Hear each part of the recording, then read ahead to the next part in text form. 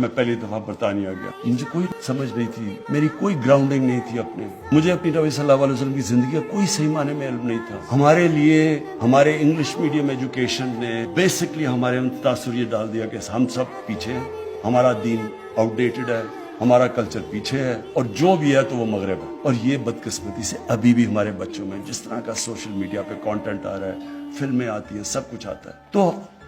دیکھیں،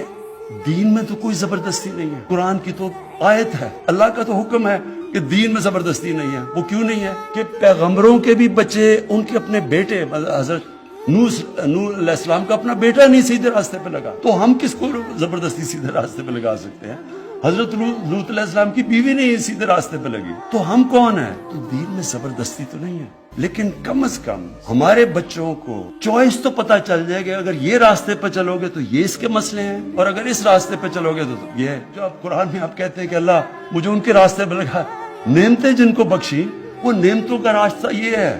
جو تباہی کا راستہ ہے وہ یہ ہے۔ پتہ تو چلے بچوں کو، چوائسز تو اپنے بچوں کے سامنے رکھیں۔ ابھی تک تو میں آپ کو یقین دلاتا ہوں کہ یہ میرے کئی ماں باپ اگر دیکھ رہے ہوں گے، ان کو پتہ ہے، تو بچے وہ جب ماں باپ کہتے ہوں گے نا کہ جی یہ تم یہ پڑھو، نماز پڑھو، وہ کہتے ہیں یہ پتہ نہیں کون سی باتیں کر رہی ہیں۔ میری والدہ جس کے میں بہت پیار کرتا تھا، وہ مجھے سارا وقت کہتی رہتی تھی، میں سمجھتا تھا ان کو کیا پتا،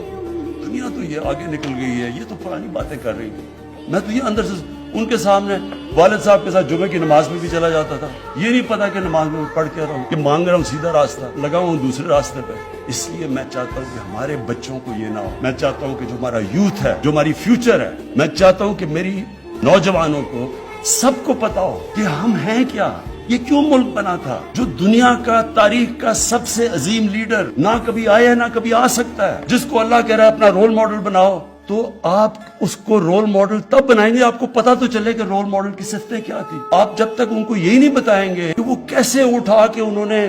ٹوٹے پھوٹے عربوں کو دنیا کی امامت کروا دی، تو لوگوں پتا تو چلے لوگوں کو کہ وہ کیا صفتیں تھی۔ ہماری یونیورسٹیز میں، سکولز میں کبھی بھی جب تک ہم ان کو صحیح معنی میں اپنے نبی صلی اللہ علیہ وسلم سے عشق کرانے، ہم عشق کرتے ہیں نا، لیکن ان کی جب تک ہم بتائیں گے نہیں، لیڈر ہی نہیں بن سکتے، کہ ان سے بڑا لیڈر آیا ہی نہیں۔ وہ کیسا لیڈر تھا جس کو دیکھ کے سارے لیڈر بن گئے؟